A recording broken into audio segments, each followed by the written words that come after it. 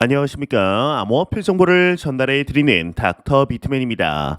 네, 화요일에 아침이 밝아왔습니다. 어떻게 편안한 밤 잘 보내셨나요? 현재 크립토 마켓 전반적으로 어제 대비해서는 소폭 하락한 모습을 보여주고 있습니다. 지난 주만 하더라도 3만 달러, 3만 500달러 근처에서 움직이던 비트코인의 가격이 현재는 3만 달러가 다시 한번 붕괴된 모습을 보여주고 있는데요. 일단은 코인 마켓캡에서 메이저 탑10 코인들 가격 한번 살펴보도록 하겠습니다. 네, 일단 시가총액 1위 비트코인의 경우는 전날 대비 2.65% 하락한 29,500달러대를 나타내고 있습니다. 이외에 이더리움은 2%가량 하락한 2,080달러대를 나타내고 있으며 6의 XRP는 1.84% 하락한 0.51달러대를 나타내고 있는데요. 비트코인의 더미넌스, 이더리움의 더미넌스 각각 한번 살펴보게 되면 45.5%, 19.8%를 나타내고 있습니다. 그렇다면 과연 선물 투자자분들은 현재 포지션 어떻게 나누고 있는지 롱숏 비율 한번 확인해 보도록 하겠습니다. 네, 일단 비트코인을 먼저 보겠습니다. 네, 비트코인의 경우는 숏 포지션이 75%로 우위를 점하고 있습니다. 이더리움의 경우도 61%, XRP의 경우도 숏 포지션이 59%로 우위를 점하고 있는데요. 미국 증시는 어떻게 마무리됐는지 한번 훑어보도록 할까요? 일단 다우존스 지수부터 보게 되면 전반적으로 다우존스나 S&P 500, 나스닥 지수 모두 빨간불을 보여주고 있습니다. 상승 마감을 한 것이죠. 달러 인덱스를 보게 되면 달러 인덱스는 전날 대비 0.51% 상승한 모습.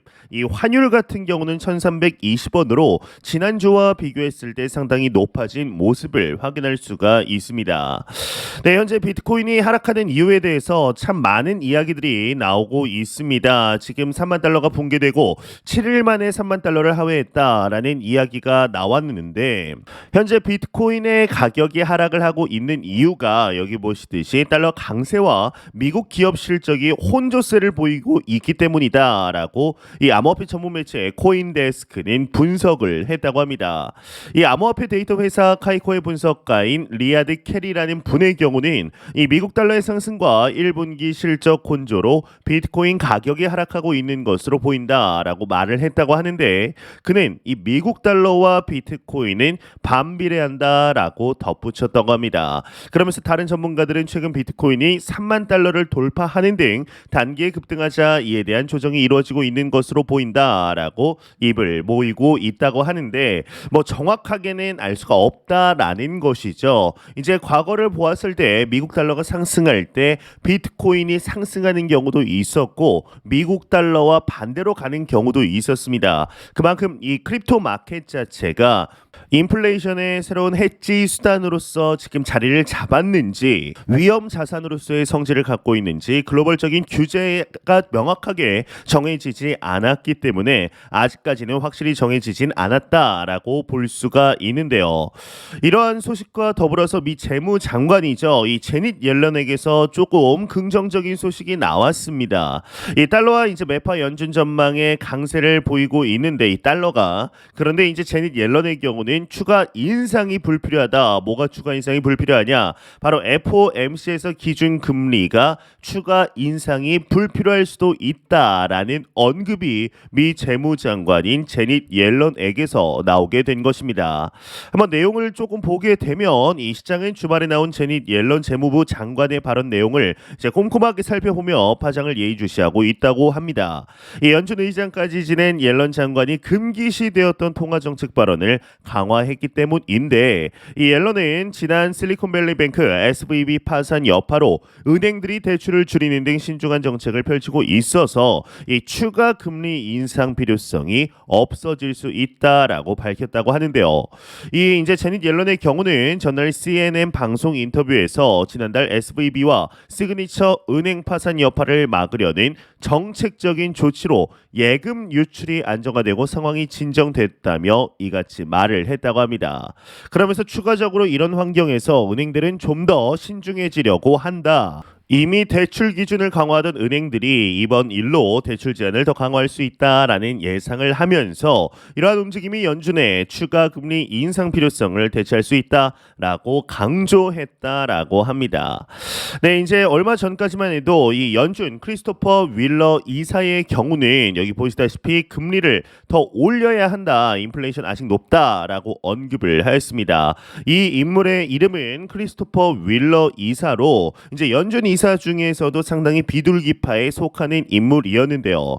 이 비둘기파라고 한다면 금리 인상보다는 금리 인하를 해야 한다라는 쪽으로 무게를 두고 정책을 두는 인물들을 표현을 하는데, 이러한 인물마저 아직까지는 금리 인상을 해야 한다라고 말할 정도로 인플레이션의 위협이 암호화폐 시장 그리고 전 세계 금융시장에 막대한 영향을 미치고 있다라는 이런 영향을 생각을 할 수가 있는 것이죠. 지난주까지만 하더라도 금리 인상이 5월 FOMC에서 25bp 금리 인상, 이 베이비 스텝이 확정되는 것이 아닌가 싶었지만 이번 주에 들어와서는 조금씩 기조가 바뀌고 있는 것을 확인할 수가 있습니다. 이 월가의 유명 투자 은행이죠. 이 모건 스탠리의 경우는 이와는 좀 반대되는 언급을 했는데, 이 대형 은행 실적 선방에 착각하지 말아라라는 분석을 한 것입니다. 이 모건 스탠리의 마이크 윌슨 최고 투자 책임자 이 CIO의 경우는 시총 상위 종목을 추종 지수도 이제 지역은행 소형주 관련 지수처럼 급격하게 떨어질 수 있다라는 내용을 담은 서한을 투자자들에게 보냈다라고 하는데요. 그는 지난주 발표된 JP모건, 시티그룹 등 금융주의 실적이 선방하면서 전체 지수가 안정적인 모습을 보였다고 평가했다. 그러나 일부 우량 금융주의 실적 선방으로 시장 전체의 분위기를 착각해 해서는 안 된다라는 언급을 하였습니다. 그러니까 지금의 실적 호조에 너무 들뜰 필요도 없고 돌다리도 두들겨 가면서 건너자라는 언급, 이런 이야기이지 않을까 싶은데요. 예, 이제 비트코인과 이더리움이 앞으로 어떻게 진행이 될 것인가에 대한 분석들 지속적으로 나오고 있습니다. 이제 작년 이 플랜 B 아마 다들 기억하실 것입니다. 가격을 정확하게 맞추면서 작두를 탄 것이 아니냐라고 불려왔던 애널리스트 플랜 B의 경우는 비트코인이 29,000달러에서 58,000달러까지 가는데 25일이 걸렸다라는 헤드라인의 기사가 나왔습니다. 이게 무슨 내용인지 한번 보겠습니다. 이 암호화폐 유명 분석가 플랜 B의 경우는 비트코인이 조정을 보이고 있는 가운데 급반등 가능성을 내비쳤다고 합니다. 이 플랜 B는 비트코인이 29,000달러대로 하락한 18일, 2021년 1월 27일 이제 29K였던 29,000달러였던 비트코인이 2월 21일에는 58,000달러로 올랐다. 2배가 되는데 25일밖에 걸리지 않았다라고 트윗을 하였습니다. 플랜 B는 같은 해 7월 20일 29,000달러에서 9월 6일 52,000달러가 되는 데는 47일이 걸렸다라고 덧붙였는데, 플랜 B는 최근 비트코인 강세장 도래를 여러 차례 트윗한 바 있었다고 합니다. 이번 트윗은 비트코인이 조정에도 불구하고 다시 급반등할 가능성을 시사한 것이다 라는 언급을 하였는데요. 이러한 비트코인의 강세 전망뿐만 아니라 이더리움 또한 강세 전망이 지속적으로 나왔습니다. 지금 미국의 1위 거래소 이 코인베이스에서 나왔다고 하는데, 이더리움의 경우는 얼마 전 이 샤펠라 업그레이드가 성공적으로 마무리되면서 오히려 스테이킹의 수가 급속도로 증가했다라는 소식이 나왔습니다. 이로 인해서 두 자릿수대의 상승대를 정말 오랜만에 보여주었는데요. 일단 내용을 조금 보도록 하겠습니다. 이 상하이 업그레이드 이후 목격되고 있는 이더리움의 가격 회복세가 이달 말까지 지속될 가능성이 있다라고 코인베이스가 전망을 했다고 합니다. 이 17일 코인데스크에 따르면 암호화폐 거래소 코인베이스는 최근 보고서에서 상하이 업그레이드 성공이 이더리움 가격을 예상보다 잘 지지했다라고 평가를 하였는데요. 이 코인베이스는 상하이 업그레이드 실행으로 스테이킹되어 있는 이더리움의 인출이 가능해졌지만 처음 24시간 동안 이더리움 공급은 여러 이유로 제한되었다라고 분석을 하였습니다. 이 분석가 데이비드 튜봉과 브라이언 큐벨리스는 이더리움을 부분 인출한 많은 주소들이 스테이킹 대가로 받은 보상을 소비하지 않는 것이 첫 번째 이유다라고 적었는데요. 이 보고서는 또 스테이킹한 이더리움 전면 인출도 처리되고 있지만 검증자 진입 대기열에 있는 건강한 숫자의 신규 진입자들에 의해 부분적으로 상쇄됐다라고 분석을 하고 있습니다. 그만큼 이더리움 자체 스테이킹, 이 POS에 뛰어드는 투자자들이 상당히 많다. 이더리움이 장기적으로 지금의 가격보다 더 높은 가격에 올라갈 것이라고 확신하는 이런 펀더멘탈을 가진 투자자들이 상당히 많다라고 바라보고 있는 것이죠.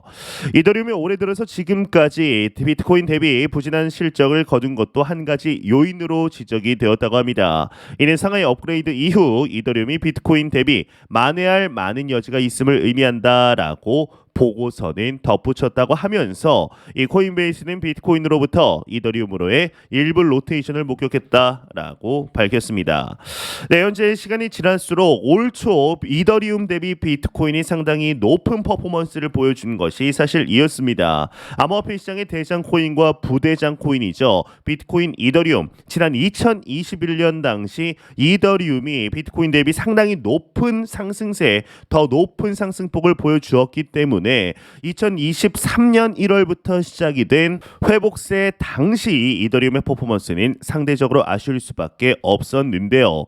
이제 얼마 전 이루어진 샤펠라 업그레이드 이후에 이더리움의 행보가 나쁘지가 않습니다. 현재 조금 조정을 받고는 있지만 비트코인 대비 이더리움은 조금 덜 하는 모습을 확인할 수가 있는데, 과연 앞으로 비트코인과 이더리움이 어떠한 모습을 보여주게 될지 사실 장기적으로 보는 대부분의 투자자들의 경우는 비트코인이 오르든 이더리움이 오르든 거의 사실상 신경을 쓰지 않습니다. 왜냐?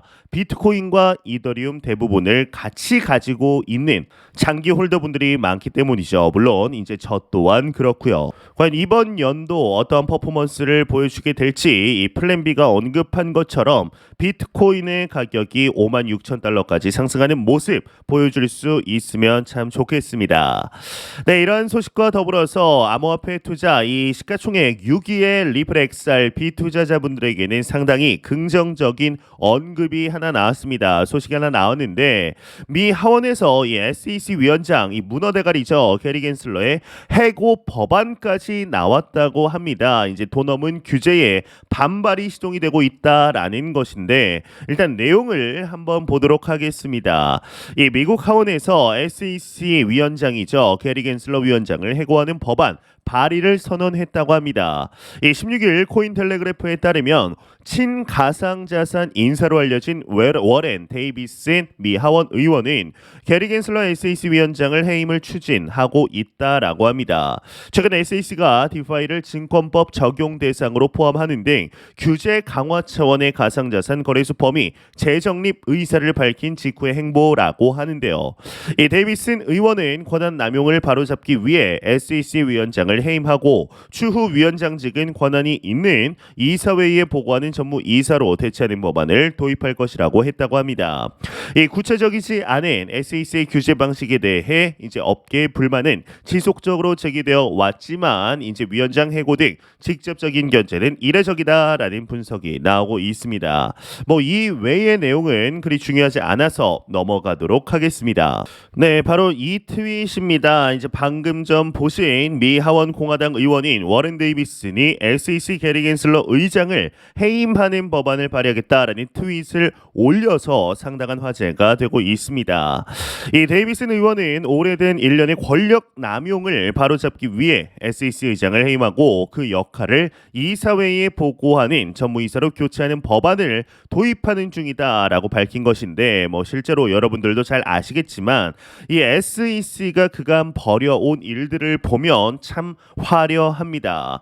SEC는 그간 개별 프로젝트별로 소송을 걸어서 벌금을 받아내는 식으로 깡패 짓을 해왔습니다. 거의 수금을 하는 것이죠. 2020년 말 이제 리플 역시 SEC로부터 소송을 당했죠. 하지만 리플은 여타의 프로젝트들과는 달리 이 코인파리로 수익 모델을 만든 프로젝트가 아니었습니다. 덕분에 리플은 SEC와 지금껏 법률 다툼을 벌이고 있는 것인데, 그간 많은 프로젝트들이 울며 겨자 먹기로 SEC에 막대한 벌금을 내왔습니다. 그러던 것이 거래소로 불똥이 옮겨간 것인데 있는데 이 FTX 사태가 2022년 11월에 터지면서 SBF와 게리 겐슬러 위원장 사이에 커넥션이 계속해서 또 이슈가 돼 왔죠. 그래서일까요? 크라켄을 상대로 스테이킹 관련 벌금을 내게 만들고 바이낸스까지 목을 치려고 했습니다. 이제는 뭐 디파이에 대한 규제 가이드라인을 내놓는다라고 언급을 하고 있죠. 이제 사실 과거에는 SEC나 CFTC에서 코인 규제를 하는 것이 맞다라고 생각을 했던 적도 있었습니다. 하지만 이제는 좀 생각이 달라지지 않았나 싶은데요. 아마 저의 생각에 공감하시는 분들이 꽤 있으리라 싶습니다. 이미 이제 갖춰진 과거의 틀로 이게 자꾸 코인을 재단하려고 하고 있기 때문에 이 SEC나 CFTC나 모두 크립토를 담기에는 좀 제약이 많은 것이 사실입니다. 따라서 아예 개인적으로는 크립토를 규제하는 새로운 규제 기관이 필요하지 않을까 싶은데요. 그리고 각국 크립토 규제 기관들이 연계된 글로벌 규제 기관이 반드시 필요하다라고 보고 있습니다. 이렇게 규제를 하지 않으면 크립토는 제대로 성장도 못 해보고 결국 사기로 끝나게 될 수도 있겠죠. 이 크립토 산업을 생각을 해보면 이더리움의 뭐 스마트 컨트랙트에서 태어난 디파이와 2021년을 강타했던 NFT, 메타버스 이런 것들은 유행을 탑니다. 트렌드가 빠르게 변하죠. 당시에는 너도 나도 이제 메타버스를 안 하면은 죽을 것처럼 이야기를 하더니 지금은 메타버스를 이야기하는 곳이 생각해 보시면 거의 없습니다. 심지어 이 페이스북은 사명까지 메타로 바꿨죠. 제가 가지고 있는 그 VR 게임 기기 이 오큘러스 퀘스트라는 이름도 메타 퀘스트로 바뀌게 되었습니다. 이제 하지만 크립토 자체에 대해서는 여전히 뜨거운 감자로 남아 있는데 이 가격의 하락과는 무관하게 계속해서 새로운 프로젝트들이 생겨나고 네트워킹이 확장되고 있는 것입니다. 이제 그런 의미에서 비트코인과 이더리움, XRP, 카르다노 같은 주요 프로젝트들이 가지는 의미가 커지고 있습니다. 단순히 증권이냐 아니냐만을 놓고 판단하는 것은 크립토를 죽여버리겠다라는 말과도 같은데요. 예, SEC 위원장을 없애버린다는 말은 그리 쉬운 일이 아닙니다. SEC는 증권 관련해서 규제를 명확하게 할 의무가 있습니다. 다만 크립토까지 넘보게 해서는 안 되죠. 이 게리 겐슬러는 크립토 씬에서 변절자로 인식된 인물입니다. 이제 그가 SEC에 들어가게 된다면 리플과의 소송을 빠르게 마무리 짓고 크립토 산업의 발전에 헌신하리라 기대를 했었습니다. 하지만 그가 한 일이라고는 크립토 산업 전반에 대한 탄압이었죠. 규제도 아니었습니다. 원래 아는 사람이 더 무서운 법인데 뭐 블록체인 크립토에 관련해서 교수까지 했던 사람의 지식으로 오히려 맹점들을 파고드는 모습을 보게 되면 참 잔인하다라고밖에 볼 수가 없습니다. 정말 많은 탄압으로 결국 미국은 크립토 산업을 발전시키기는커녕 글로벌 수준으로 볼 때도 제대로 된 발전을 전혀 못하고 퇴보하는 모습이죠. 이 국영은행들이 나서 이제 홍콩의 크립토 비즈니스와 연계하는 것과는 상반된 모습인데 미국이 도태되는 과정을 크립토에서 우리는 현재 바라보고 있습니다. 현재 미국과 중국의 이 크립토 패권 전쟁에서 서서히 아직까지는 미국의 영향력이 더욱 커지만 서서히 중국의 영향력이 커지고 있는 모습이 실제적으로 눈으로까지 보이고 있는데요. 과연 이것을 미국이 모르고 있을까요? 우리가 알고 있는 사실이라면 미국도 당연히 알고 있을 것입니다. 과연 이 크립토 씬이 앞으로 어떻게 진행이 되게 될지 한번 충분히 기대해 보도록 하겠습니다. 네, 안 보고 가면 섭섭하겠죠. 마지막 크립토 공포 탐욕 지수입니다. 전날 대비 이제 1포인트 상승한 69포인트를 기록하면서 여전히 탐욕 단계를 나타내고 있습니다. 이 지수는 0이면 공포, 100이면 낙관을 의미하게 되죠.